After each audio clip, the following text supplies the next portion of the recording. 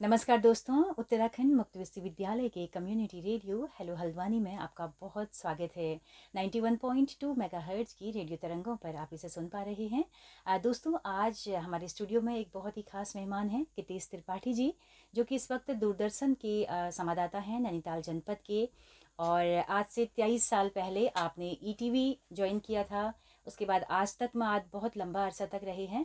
तो electronic media का वो वाला दौर जब लोग जानते भी नहीं थे कि क्या होता है इलेक्ट्रॉनिक मीडिया, है ना। तो उस समय में आपने रिपोर्टिंग की है, तो इस पूरे बदलाव को आज हम समझने की कोशिश करेंगे उनके कुछ गपशप के बहाने। गीतेश जी, बहुत स्वागत है आपका। धन्यवाद। जी जी।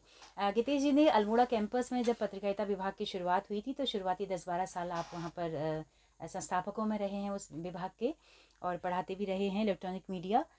तो गितेश जी, थोड़ा सा बताइए उस दौर के बारे में। आज तो इतने सारे यूट्यूब चैनल आ गए हैं, इतनी सारे चैनल हैं, लेकिन वो दौर था जब इलेक्ट्रॉनिक मीडिया की एक तरह से शुरुआत थी।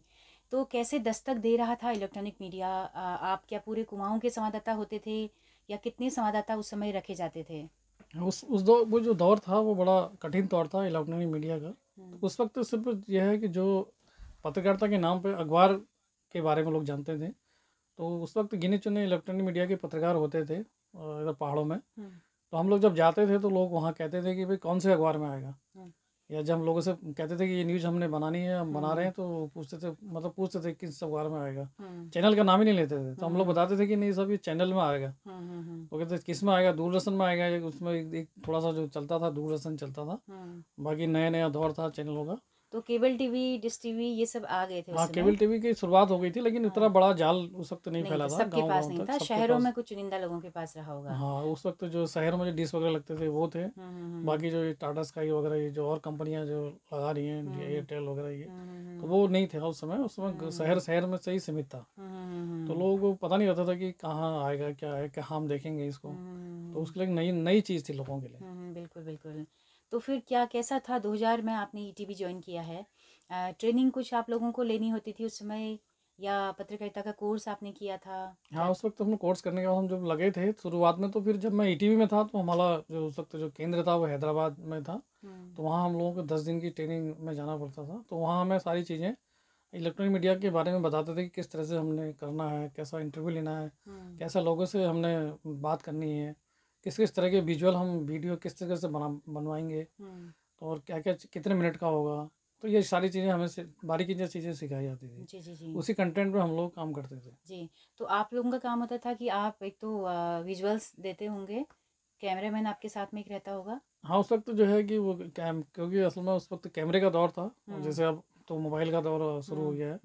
तो उस वक्त कैमरे का दौर था, तो एक जना साथ में कैमरामैन होता था, और उसको भी बताया जाता था कि किस तरह से करना है, क्या करना है। तो पूरा उसमें जो है सिस्टम के साथ जाना होता था, कहीं भी जाना है तो, जी क्योंकि जी। कैमरे के बिना कुछ नहीं हो सकता था। बिल्कुल, मतलब इलेक्ट्रॉनिक मीडिया की तो बैकबोन है एक तरह से, हाँ, और कैमरा, कैमरा भी उन विजुअल्स। दोनों जो चलते थे वो कैसेटों वाले टेप जो होते थे वो हम्म चलते थे। हम्म हम्म उसमें हम लोग रिकॉर्ड करते थे। हम्म। कई तरह की टेप हमें, मतलब बहुत सारे टेप लेने पड़ते थे। अच्छा। फिर वो टेपों का हम लोग क्योंकि संचार के साधन जैसे आज तक के जैसे आजकल चल रहा है ऐसे नहीं थे, तो हम लोग बसों से दिल्ली भेजते थे या लखनऊ भेजते थे उस दौरान।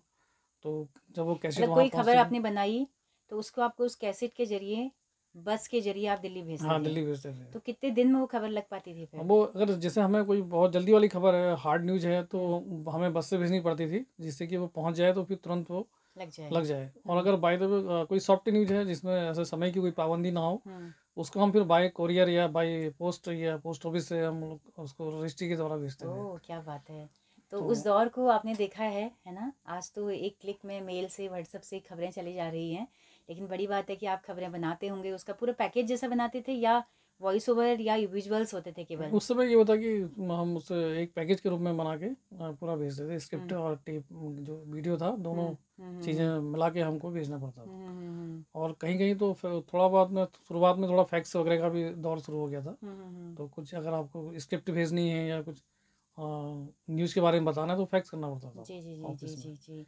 तो ईटीवी में कितना समय आपने काम किया? ईटीवी में लगभग 5 साल रहा मैं। 5 उसके साल। बाद तो मैं कहाँ आपका मुख्यालय होता था? कहाँ बैठते मैं थे? इधर कुमाऊँ के क्षेत्र में काम किया, फिर हुँ, इधर बागेश्वर भी रहा, हुँ, इधर नैनीताल, अल्मोड़ा, हुँ। हल्द्वानी। तो आप लोग पूरा क्या घूमते रहते थे रोटेशन हाँ, में, या मालूम चलता था जहाँ कुछ खबर है? हाँ, वो थोड़ा-सा ये होता है कि अपना एक संपर्क सूत्र हमने बनाए हुए थे, तो यहाँ से नेपाल तक का मैं न्यूज़ बनाने जाता था। कभी अच्छा।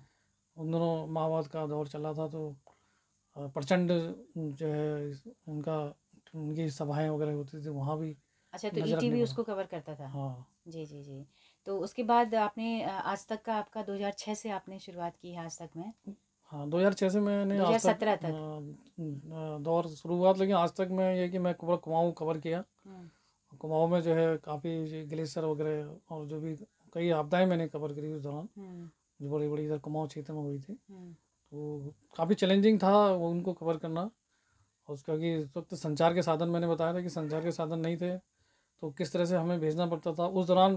बाद में शुरुआत में तो टेप था, लेकिन बाद में कैसेटें भेजनी पड़ती थी। फिर बाद में साइबर कैफ़े की तरफ रुख हो गया था कि अच्छा। साइबर कैफ़े खोलने लगे थे। अच्छा, अच्छा, अच्छा। तो साइबर कैफ़े से तो नेट। बस से जो कैसेट भेजी जाती थी, अब हाँ। साइबर कैफ़े से उस कैसेट को अपलोड करके क्या मेल किया जाता था? हाँ, फिर जो है साइबर कैफ़े में पहुंच के एक उनका अपना एक एफटीपी होती थी हुँ, चैनल की, तो उसमें अपलोड करना पड़ता था। अच्छा। तो ये था कि उससे फ़ायदा ये था कि जो खबरें हमारी जो देर में चलती थी, पहुंच के टेप पहुंचेगा तब चलेगी, हुँ, हुँ, हुँ। लेकिन ये जो है तुरंत चल जाती थी अगर वहाँ अपलोड हो गई। अच्छा। तो ये थोड़ा सा जल्दी वाला दौर शुरू हो गया हुँ, था, धीरे हुँ, धीरे हुँ, धीरे। हुँ, हुँ, हुँ। जैसे कि आप देखते हैं कि अब आजकल जो है मोबाइल से ही सारा कुछ हो रहा है, मेल वेल और बिल्कुल, बिल्कुल, व्हाट्सअप व्हाट्सअप, बिल्कुल। तुरंत ही खबरें चली जा रही हैं, चल भी हुँ, जा रही हैं। हुँ, हुँ, हुँ। तो लेकिन उस साइबर दौरान कैफ़े भी उन दिनों चुनिंदा होते होंगे? साइबर कैफ़े भी ढूँढने पड़ते थे कि कहाँ क्या हुँ। है, और उसके पे भी उनकी स्पीड के ऊपर निर्भर करता था कि वीडियो ओह! अगर मैं अपलोड करना है अच्छा। तो कितने एमबी का हो, कितना क्या हो, क्योंकि वो लोड नहीं हो पाता था। बिल्कुल, बिल्कुल। तो धाक भी बहुत रहती होगी उसमें इलेक्ट्रॉनिक मीडिया उस के समय ये होता है कि पत्रकारों की? इलेक्ट्रॉनिक मीडिया का अगर बंदा कहीं भी चले जाए हुँ, पत्रकार, तो वो मतलब एक तरह ये रहता है कि वीआईपी जैसा कोई मतलब? बड़ा ही मामला है। हुँ, हुँ, हुँ। अच्छा, बड़ा मामला मतलब है। यही कि पत्रकार, अखबार के पत्रकार तो जाते रहते थे, हुँ, लेकिन अगर हुँ, इलेक्ट्रॉनिक मीडिया का कोई पत्रकार वहाँ पहुँच गया या हुँ, बंदा हुँ, हुँ, हुँ, उस न्यूज़ को कवर करने गया, तो वो लगता था कि कुछ बड़ा ही मामला बड़ा है, ये लोग मामला। आ गए हैं। और प्रशासन भी बड़ी हाँ, गंभीरता से लेता प्रशासन भी बड़ी होगा गंभीरता से लेता कि था। विजुअल्स चले जाएँगे एकदम से हाँ, ना? तो वो प्रशासन भी देखता था कि अब ये तो पूरा दिखा देंगे, अब ये मामला कुछ बड़ा ही है, इसलिए थोड़ा हुँ, सा हर कोई मतलब उस दौर में सचेत हो जाता था कि ये लोग आ गए हैं। हुँ, हुँ, हुँ। तो हाँ। धीरे-धीरे संख्या आप लोगों के कलीग्स कौन थे? आज तक में जब आप थे तो ईटीवी में कोई और रहा होगा। चुनिंदा चैनल उस समय हुआ करते थे। हाँ, चुनिंदा ही तो होते कुछ थे 4-5 लोगों की कुछ टीम आपकी होती होगी। मुश्किल से 4-5 लोग होते थे, जो तो मुश्किल आप लोगों के 4-5 बीच भी। में भी कंपटीशन रहता था कि ये खबर हमें पहले ब्रेक हाँ, करनी है? कंपटीशन तो रहता था, वही हुँ, जब हम लोग भेजते थे तो ये लगता था कि पहले हमने भेजी या तुमने हुँ, भेजी। हुँ, हुँ, तो हुँ, ये हुँ। दौर तो था ही, बिल्कुल, मतलब कंपटीशन का। बिल्कुल, बिल्कुल। बाकी सॉफ्ट स्टोरीज़ भी पहाड़ में अगर देखें तो बहुत ज़्यादा हैं।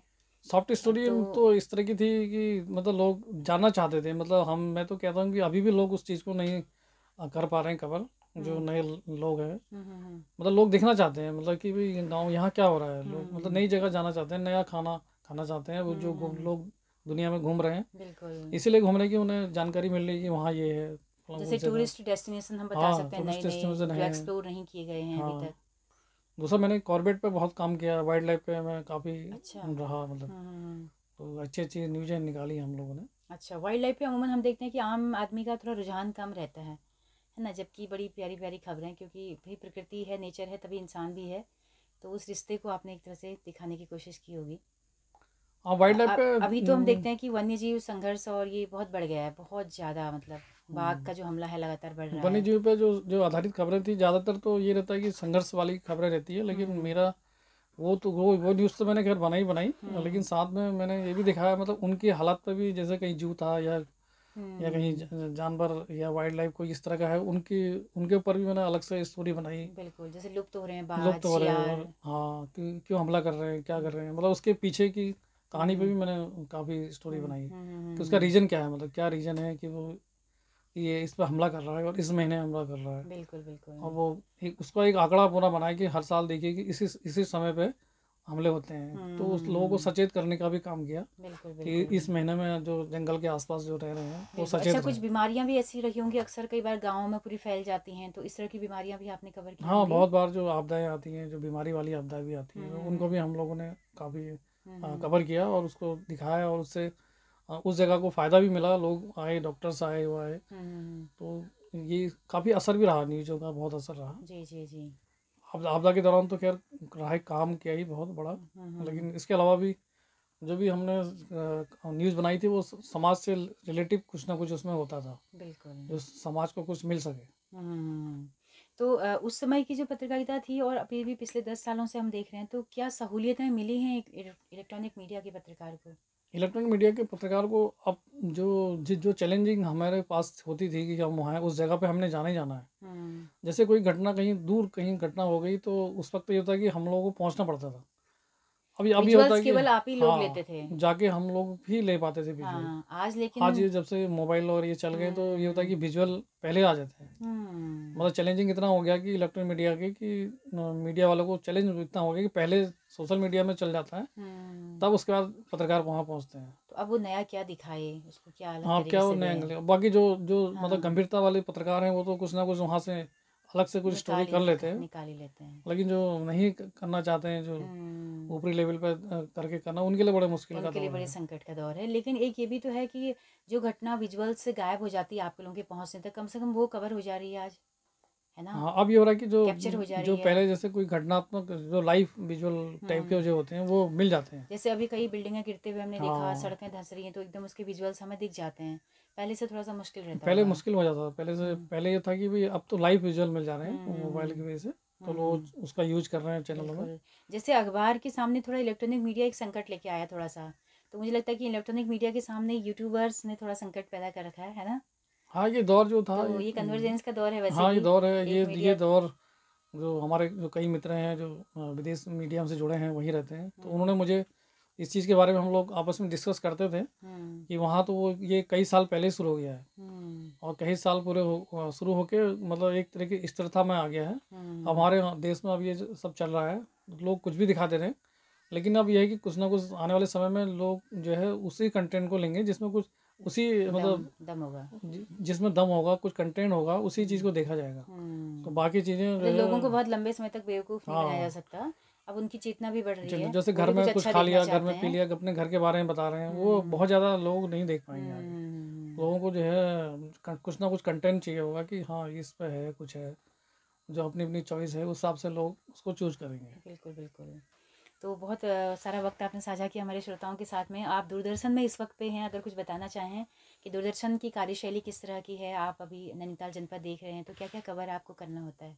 दूरदर्शन में बेसिकली प्रसार भारती के अंदर काम कर रहा है, भारत सरकार के उससे, तो हमारा जो मेन काम होता है वो सरकार की, जो राज्य सरकार, केंद्र सरकार की जो योजनाएं होती हैं, जो जनप्रिय योजनाएं होती हैं, और उनके लाभार्थियों का हम लोग इंटरव्यू करते हैं। अच्छा। जो ना कि किसी अधिकारी का, कि भी उन लोगों तक लाभ पहुंचा या नहीं पहुंचा, और जो लाभ पहुंचा है उसको हम लोग दिखाते हैं कि देखो योजनाएं अच्छी हैं और लोगों को लाभ मिल रहा है। इसके साथ साथ जो केंद्र सरकार के, राज्य सरकार के जो मंत्री हैं या अधिक सचिव अधिकारी हैं, उन लोगों को हम लोग को कवरेज करनी होती है, तो एक प्रोटोकॉल के माध्यम से। बाकी जो सरकार की जो भी योजनाएं हैं, जैसे सरकारी कार्यक्रम होते हैं, उन लोगों को हम ज़्यादा कवर करते हैं। जी जी जी। खासतौर से जो चुनाव में जो हम लोग जो है चुनाव मतलब इलेक्शन में बढ़ाने, कैसे वोट बैंक बढ़े, कैसे सबका मतदाता मतदाता पहचान पहचान पत्र बने, इस पर ज़्यादा जोर देते हैं। जी जी जी जी। तो बहुत शुक्रिया गीतेश जी, इतना वक्त आपने धन्यवाद। अपनी व्यस्तताओं के बीच में निकाला हमारे श्रोताओं के लिए, और उम्मीद करते हैं कि हमारे तमाम श्रोताओं के लिए आप फिर से आकर कुछ नई जानकारी देते रहेंगे। बहुत शुक्रिया आपका। धन्यवाद। जी जी। तो दोस्तों, आप सबका भी बहुत बहुत शुक्रिया इस कार्यक्रम में अंत तक हमारे साथ बने रहने के लिए। और अगर अपना फीडबैक देना चाहेंगे, जिससे कि हमारा काफ़ी मनोबल बढ़ता है, हमें समझ में आता है कि आप क्या पसंद कर रहे हैं और क्या नापसंद कर रहे हैं, तो आपके फीडबैक का इंतजार रहेगा। हमारा यूट्यूब चैनल है हेलो हल्द्वानी नाम से। तो इसी के साथ गीतेश त्रिपाठी जी के साथ में अपनी रेडियो मित्र सुनीता भास्कर को दीजिए इजाज़त। नमस्कार। धन्यवाद।